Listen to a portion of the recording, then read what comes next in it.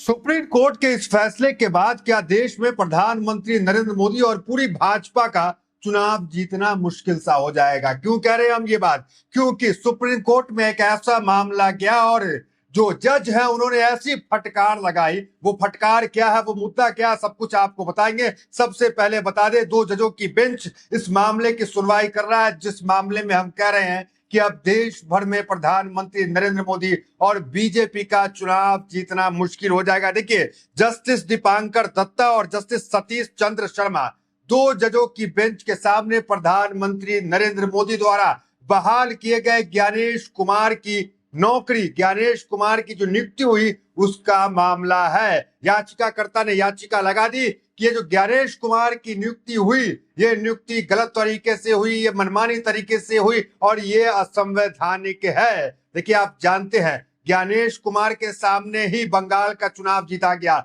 ज्ञानेश कुमार के सामने ही हरियाणा का चुनाव जीता गया, महाराष्ट्र का चुनाव जीता गया और इससे पहले भी चुनाव आयुक्त जो थे वो भी नरेंद्र मोदी के पसंद के थे। नरेंद्र मोदी ने उसकी नियुक्ति की थी। और ज्ञानेश के बारे में क्या कहना, ज्ञानेश कुमार की नियुक्ति तो रात के 12 बजे अचानक हुई थी। तो अब ज्ञानेश की नियुक्ति को लेकर सुप्रीम कोर्ट में क्या कुछ हुआ और कैसे जज ने फटकार लगाया और क्यों हम कह रहे हैं कि सरकार जो है वो दोबारा चुनाव जो है इस बीजेपी का जीतना देश भर में मुश्किल हो जाएगा अगर कोई कठोर फैसला सुप्रीम कोर्ट सुना देता है। और क्या फटकार लगा, क्या कहा, सरकार ने क्या दलील दी, सब आपको बताते हैं। सबसे पहले मुख्य हेडलाइंस देखिए क्या कुछ निकल के अभी अभी आ रहा है। देखिए, मुख्य चुनाव आयुक्त की नियुक्ति पैनल में सीजीआई क्यों नहीं, एससी ने केंद्र से पूछा जवाब।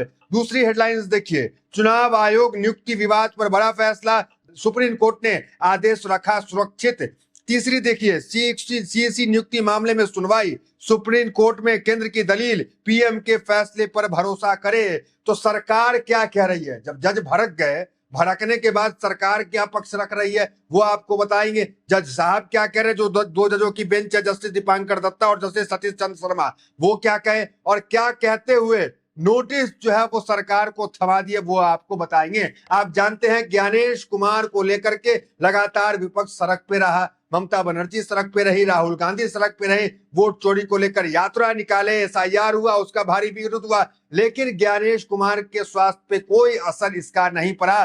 जय कहते हो, ज्ञानेश कुमार की नौकरी भी रही और अलग अलग राज्य में बीजेपी की सत्ता भी आती रही। अब आते हैं सीधे मुद्दे पे, क्या कुछ जो है वो जज साहब ने कहा, जरा देखिए। जस्टिस दीपांकर दत्ता और जस्टिस सतीश शर्मा की बेंच ने पूछा कि सीबीआई डायरेक्टर और लोकपाल के सिलेक्शन में सीजीआई को रखा जाता है, तो सीईसी और ईसी जैसे अहम पदों के लिए सीजीआई को पैनल से बाहर क्यों रखा गया?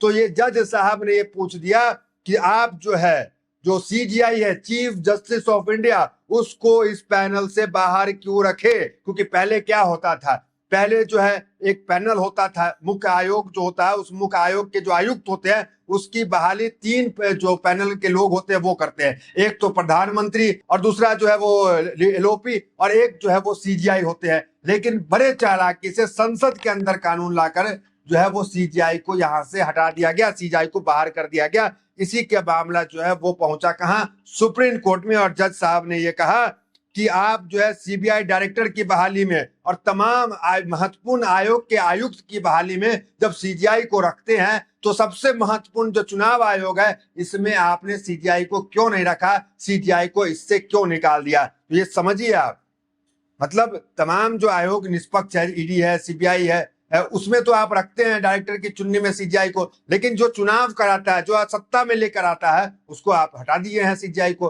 तो आप जो है, आप और आपके मंत्री फैसला कर लिए, लीडर ऑपोजिशन का चला नहीं और आप जो है वो ज्ञानेश कुमार को चुन के ले आए। तो इस तरह की चीजें जो है विपक्ष लगातार कह रहा था, लेकिन जज साहब ने यहाँ पे पहली बार कही। आगे देखिए, जज ने फैसले को जो है इस मामले में क्या कहा वो बताते हैं। उसमें सरकार ने क्या कहा, देखिए सरकार ने कहा कि सॉलिसिटर जनरल तुषार मेहता, जो सरकारी वकील हैं, आप जानते हैं तुषार मेहता, तो सॉलिसिटर जनरल तुषार मेहता ने कहा कि कोर्ट ये मानकर नहीं चल सकता है कि पीएम गलत काम करेंगे, मतलब मोदी जी गलत काम नहीं करेंगे। ये बात जो है तुषार मेहता कह रहे हैं। आगे कहते हैं, पीएम की पद की एक पवित्रता है, लोगों को पीएम पर भरोसा करना चाहिए। अगर कैबिनेट चुनने में सलाह नहीं चाहिए तो सीईसी चुनने में क्यों? अटॉर्नी जनरल वेंकटरमणि ने कहा कि संसद की पसंद पर सवाल नहीं उठाया जा सकता है, संसद का मुंह बंद नहीं किया जा सकता है। तो कुल मिलाकर सरकार ने यह कहा कि संसद का मुंह बंद नहीं किया जा सकता है, प्रधानमंत्री पे भरोसा करिए, लेकिन विपक्ष तो भरोसा कर नहीं रहा है। उसके बाद जो सबसे महत्वपूर्ण बात जज साहब ने कहा, जो दीपांकर दत्ता, उन्होंने कहा कि क्या चयन समिति में निष्पक्षता दिखाई नहीं देनी चाहिए। ये कठोर सवाल जो है वो दीपांकर दत्ता ने उठाया कि क्या चयन समिति में निष्पक्षता दिखाई नहीं देनी चाहिए। हम यह नहीं कह रहे हैं कि निष्पक्षता नहीं हो रही है, लेकिन यह दिखना भी तो चाहिए। तो जस्टिस दीपांकर दत्ता का ये कोट कितना महत्वपूर्ण है ये आप समझ सकते हैं। आगे वो कहते हैं कि चुनाव आयोग एक स्वतंत्र संवैधानिक पद है, चयन समिति में भी निष्पक्षता दिखनी चाहिए। तो ये सुप्रीम कोर्ट कहा कि चयन समिति में निष्पक्षता दिखनी चाहिए, और ये बात वाजिब सा है। जब आप सीजीआई को तमाम आयोग, महत्वपूर्ण आयोग के जो डायरेक्टर होते हैं उसकी नियुक्ति में रखते हैं सीजीआई को, तो फिर ये चुनाव आयोग, इलेक्शन कमीशन, इसमें आप क्यों नहीं रखते हैं? ये जो है बड़ा वाजिब सा सवाल जो है वो याचिकाकर्ता ने कोर्ट के समक्ष रखा, और कोर्ट ने भी ये माना, कोर्ट ने भी सरकार से सवाल किया, और जो है कोर्ट ने सिर्फ सवाल नहीं किया, नोटिस थमाने का काम भी किया। वही सरकार जब ये फटकार लगा उसके बाद कहती है कि इसको जो है दूसरी बॉडी को दे दिया जाए। 20 दिन की सुनवाई के बाद सरकार कह रही है कि वहां सुनवाई होगी। तो जिसपे क्या हुआ कि जो वकील हैं वहां पे वो तमाम वकील जो है वो नाराज हो गए, और उनका कहना है कि सीनियर वकील प्रशांत भूषण ने कहा गोपाल और अन्य सरकार की मांग का विरोध किया, जो सरकार ने ये मांग किया कि दूसरी बॉडी को भेज दीजिए।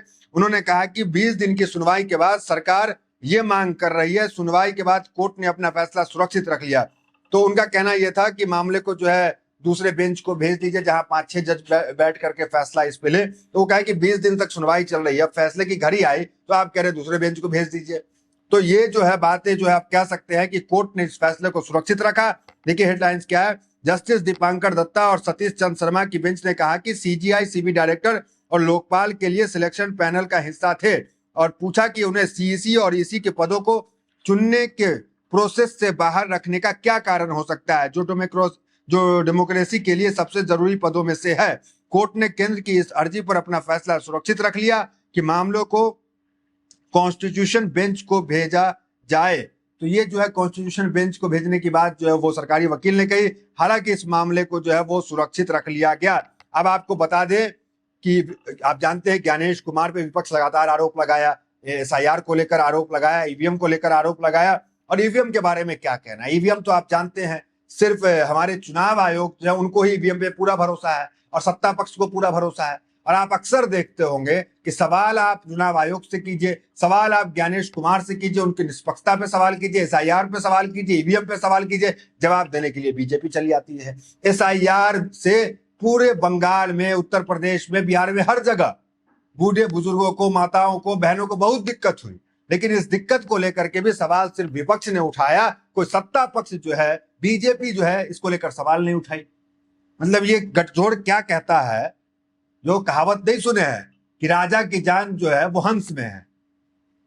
तो ये चीज यहां पे देखने को मिला। आगे देखिए, ईवीएम की हम बात कर रहे थे। ईवीएम जो है कई देशों के अंदर उसकी अदालत ने जो है ईवीएम को गैर संवैधानिक करार दे चुके हैं। आप जर्मनी देखिए, जर्मनी की अदालत के फैसले के बाद राष्ट्रीय चुनाव में ईवीएम का उपयोग नहीं किया जाता, मुख्यतः पेपर बैलेट का इस्तेमाल होता है। जर्मनी में ईवीएम का इस्तेमाल नहीं, नीदरलैंड में ईवीएम का इस्तेमाल नहीं, आयरलैंड में ईवीएम का इस्तेमाल नहीं, फ्रांस में ईवीएम का इस्तेमाल नहीं, यूके में ईवीएम का इस्तेमाल नहीं, कनाडा में ईवीएम का इस्तेमाल नहीं। तो ये वो तमाम देश है, जो देश प्रगतिशील देश है, वहां ईवीएम का इस्तेमाल नहीं होता है। ये माना इन देशों ने कि ईवीएम से छेड़छाड़ संभव है, ईवीएम को हैक किया जा सकता है। ये छोड़िए ये देश को, एलन मस्क से बड़ा तो कोई टेक्नोक्रेट नहीं है। टेक्नोलॉजी के तो आप जानते हैं कि महारत हासिल किया एलन मस्क ने, कैसे स्पेस एक्स जाता है और लैंड भी कर जाता है, वो टेक्नोलॉजी के महारथी है एलन मस्क। और उन्होंने, एलन मस्क ने क्या कहा, उन्होंने कहा कि ईवीएम को हैक किया जा सकता है। उनका बयान देखिए, एनीथिंग कैन बी हैक्ड, कुछ भी हैक हो सकता है। We should eliminate electronic voting machine, the risk of being hacked by humans और AI while small is still too high. तो वो कह रहे हैं कि इलेक्ट्रॉनिक वोटिंग मशीन को एआई के द्वारा या ह्यूमन के द्वारा हैक किया जा सकता है। तो अब एलन मस्क ये कह रहे हैं, जो जिन्हें जो है टेक्नोलॉजी की इतनी जानकारियां हैं, तो आप समझिए कि भारत के अंदर जो है ईवीएम से क्या दिलचस्पी है, क्या मोहब्बत है कि ईवीएम को लेकर यहाँ कुछ नहीं, सत्ता पक्ष मौन रहता है, हालांकि विपक्ष इसको लेकर सड़क पे भी दिखा। इसलिए हम कह रहे हैं कि प्रधानमंत्री नरेंद्र मोदी का जो अभी फैसला सुरक्षित रख लिया गया है, जो सवाल उठ रहा है कि विपक्ष जिस तरह से आरोप लगा रहा है, तो प्रधानमंत्री नरेंद्र मोदी का जो है वो चुनाव जीतना मुश्किल सा हो जाएगा। तो फिलहाल इस वीडियो में इतना, मिलता है वीडियो तो साथ बहुत बहुत धन्यवाद।